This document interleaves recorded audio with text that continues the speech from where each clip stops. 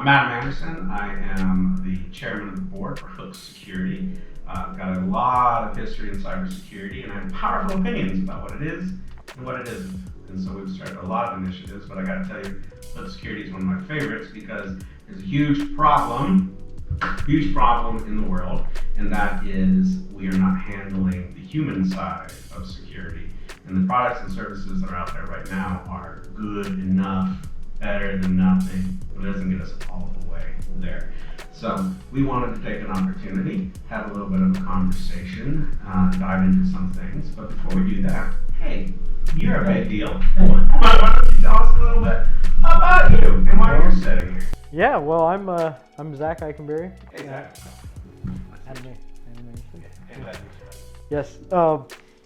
CEO, also helping found Hook Security along with you. Focused on addressing the human element in any business's security posture, right? So that's a big academic word.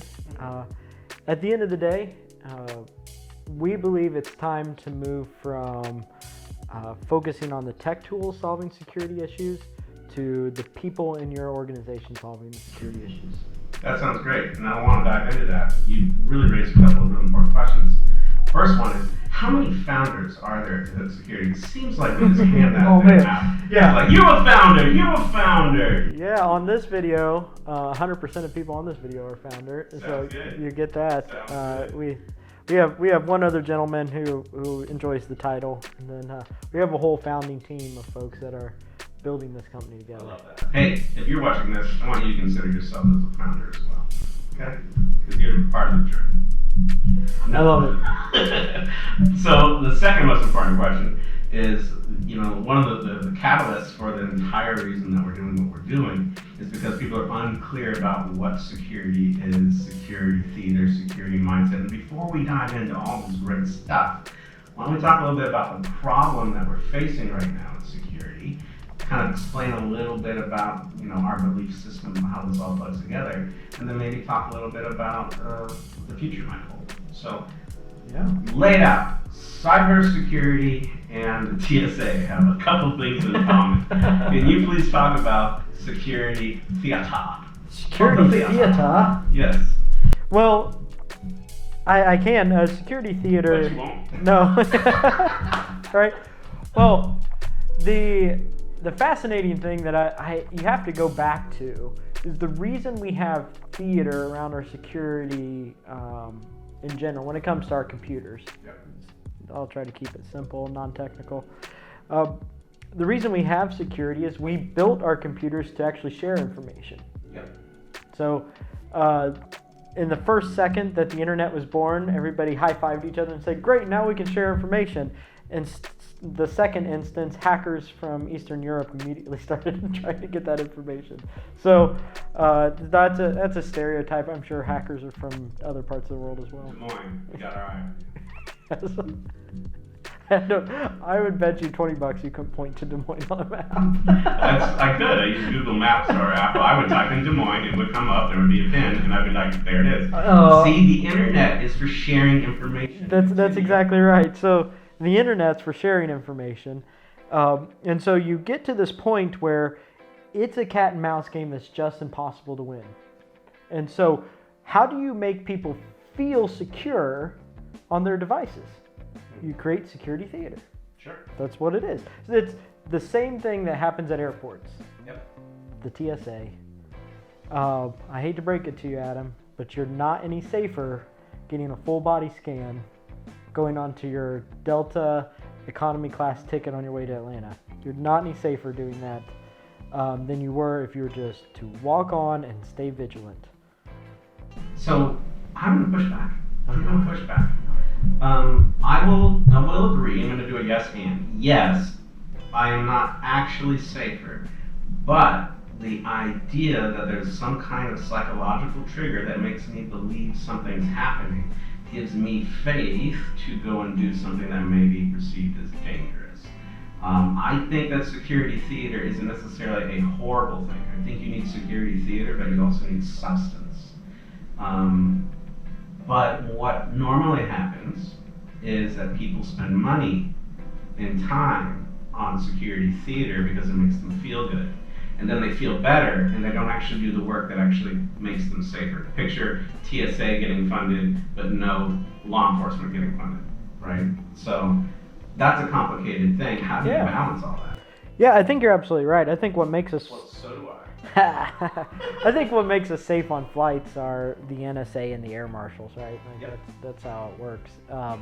So it's not to say it doesn't have its place, but it is about time in 2020 that we start taking things we understand in related fields and bringing them into the security field. That's what we're here to do. We're pioneering work called CySec, or psychological security, bringing in the latest neuroscience innovations that we have in education and how people learn. Again, we can use the big fancy words, but we're taking in. Please don't. Please don't. No. Well, I mean, if you feel moved to, but if you use too many fancy words, I might like this. That's right. Well, I don't want to throw off your algorithm for YouTube here, but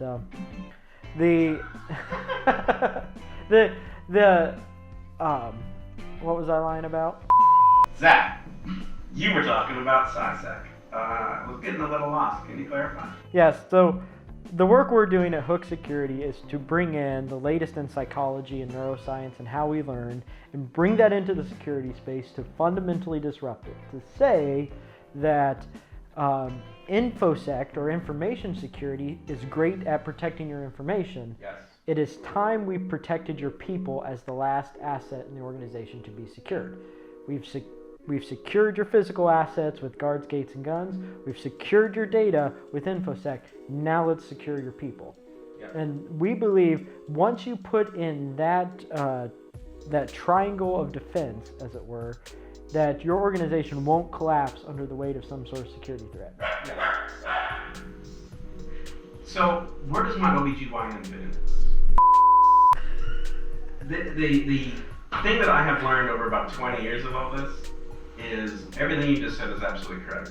There's the triangle of protection between physical security, info security, and psychological security. There's different people in charge of each one of these things, and they all need to come together. And one of the things that stops security from coming together is just complete misunderstanding what security is. We think security is made up by these three different parts, but what it really is, security is nothing more than the methodologies that you place on top of a business process or an organizational process to ensure you get the results that you want. See, security isn't to make a thing happen, it's to prevent a thing from being disrupted. So where we often fail in cybersecurity is we make security the focus, when it's always the business that should be the focus, or the organization's mission that needs to be the focus.